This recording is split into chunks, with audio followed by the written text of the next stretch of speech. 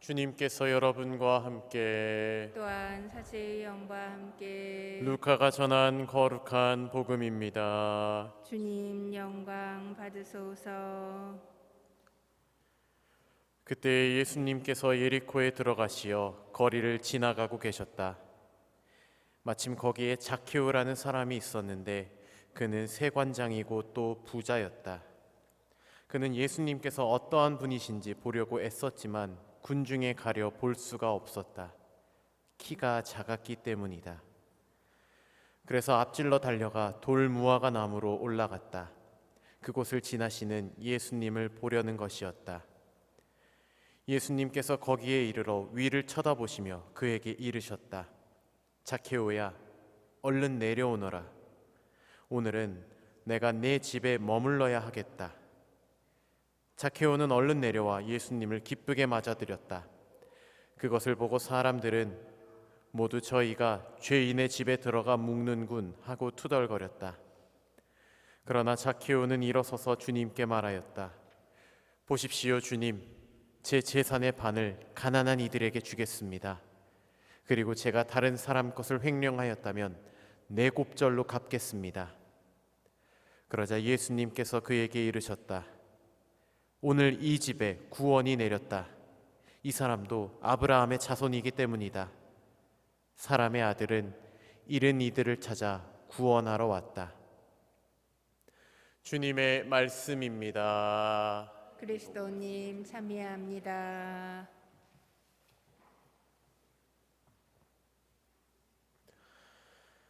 네, 오늘 복음에서 우리는 예수님을 만나기 위해 나무 위에 올라가는 자케오라는 인물을 만나게 됩니다.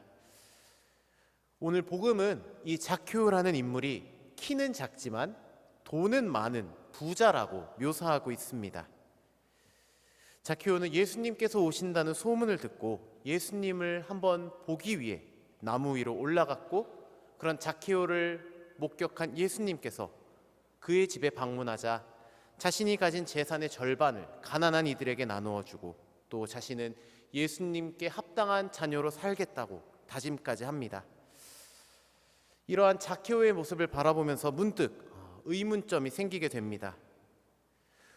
복음에서 자케오가 부자라고 표현을 하고 있는데, 그것은 어떻게 보면 돈이 많다고 하는 건데, 돈이 많다는 것은 지금 나에게 필요한 것 혹은 내가 갖고 싶은 것들을 언제나 내가 마음만 먹으면 살 수 있고 가질 수 있고, 또 마음만 먹으면 언제나 남부럽지 않게 살 수 있다는 것인데, 그런 상황 속에서 그런 여건에 있는 자케오가 왜 그렇게 예수님을 만나고 싶어 했을까? 돈으로는 해결할 수 없는 자신의 신체적인 조건을 극복하기 위해서는 아니겠죠. 분명 자케오는 마음만 먹으면 언제든지 자신이 가지고 싶은 것을 가질 수 있고, 보기만 해도 흐뭇할 만큼 재산과 재물을 가지고 있었을 것입니다. 그런 그가 예수님을 간절하게 만나고 싶었던 것은 자케오의 마음속에 있는 공허함으로부터 비롯된 것입니다. 언제든지 원하는 것을 가질 수 있다는 것은 순간적으로 그때그때 자케오에게 행복함과 만족감을 주었을 것입니다. 하지만 원하는 것을 가질 때마다 찾아오는 행복과 만족이라고 하는 것은 원하는 것을 가진 그 순간, 그 이후에는 사라지게 됩니다.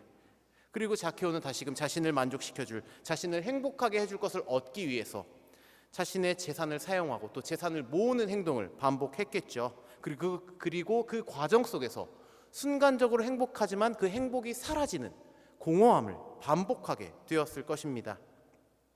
어떻게 보면은 이 세상을 살아가면서 순간적으로 채워지는 행복보다 그 순간적인 행복 속에서 채워지지 않는 공허함, 계속 이어지는 영원한 행복에 대한 갈증이 올라왔던 것입니다. 그 가운데서 자신에게 찾아오는 이 예수님이라는 분이야말로 자신의 마음과 영혼을 채워줄 수 있는 분이 되지 않을까라는 기대감과 함께 예수님을 만나기 위해 나무에 올라갔던 것이죠. 이처럼 자케오가 예수님을 찾는 그 이유를 통해 우리가 이 신앙을 지니게 된 이유를 돌아보게 됩니다.